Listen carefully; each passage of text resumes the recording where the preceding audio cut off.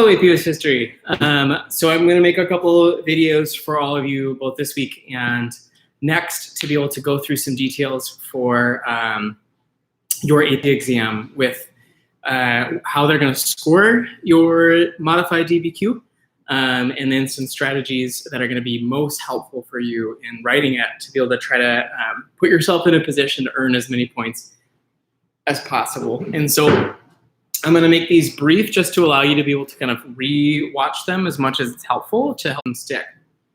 And then I'll have resources that will accompany it, as well as look to, within the next kind of week and a half, try to find a day and time or two where we could kind of do a Zoom session for the class to break down details, scoring info, questions you might have, things like that. So with that, this video exists to talk through the new updated rubric for your modified DBQ. Again, in case for whatever reason, like you're still unclear about the actual format of your AP exam, it is just a 1 question, 45-minute exam. That's all that you're doing. It is a modified DBQ in which you're going to be given 5 sources and asked to basically write a DBQ essay based on the sources they give you and in line with the time period and topic the prompt focuses on. So with that, also apologies, my dishwasher is running and it's groaning for whatever reason. So the rubric for your modified DBQ is as follows. Your DBQ is going to be scored out of 10 points. It is a 10-point scale. The first 2 points are all based off of your contextualization of the prompt and your thesis with a line of reasoning. I'm going to make separate videos for this week on each of those points with just my thoughts and strategies on that. But again, these are found in your introduction paragraph. When we say contextualize the prompt, we just mean do an overview of the time period the prompt addresses to then start to zoom into the topic the prompt is asking about. You'll close out your introduction paragraph then by having a good, clear thesis claim or like establishing an argument with then putting forth some line of reasoning as well. This basically would just be what are the main points of argument or the main points of evidence you're going to use to make your argument, which also then should help center what your body paragraphs are going to be about. Moving to the body paragraphs then for your DBQ, here's how the scoring works.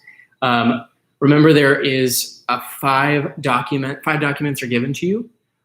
There are 3 total points that are earnable based off of using and describing 4 out of the 5 documents in a way in which you show you know what the documents are saying, and you are able to connect those documents and what they're saying to what your overall argument is.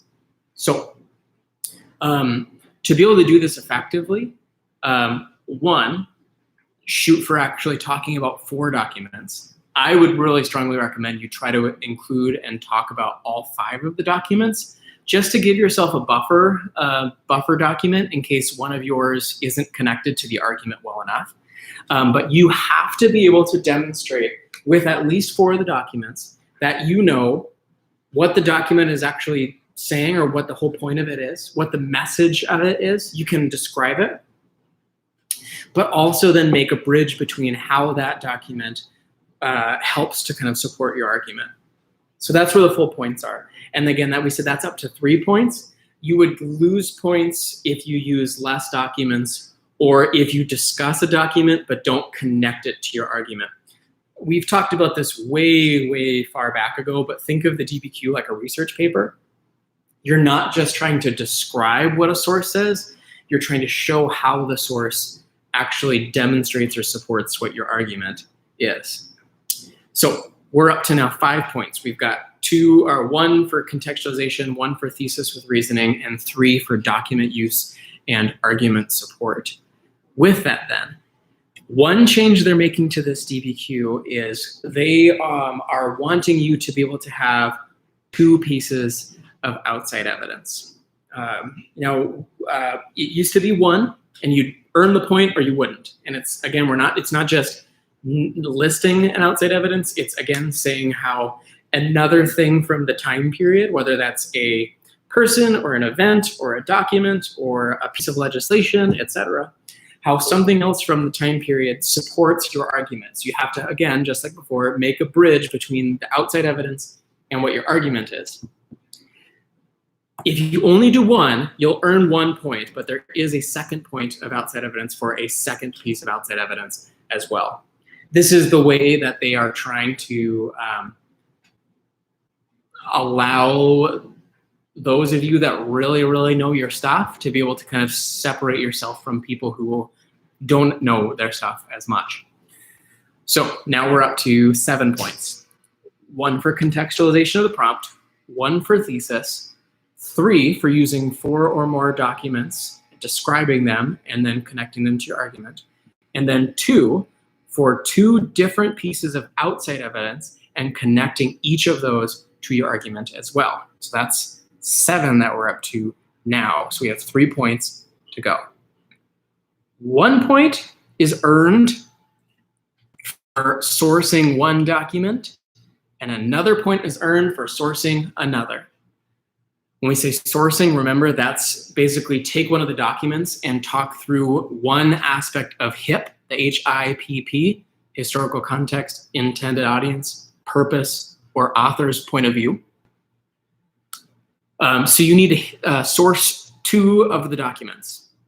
Now remember, when we say source, and I tried to kind of point you towards this when we did our sourcing activity before, it's not enough just to state the intended audience or the purpose of a document.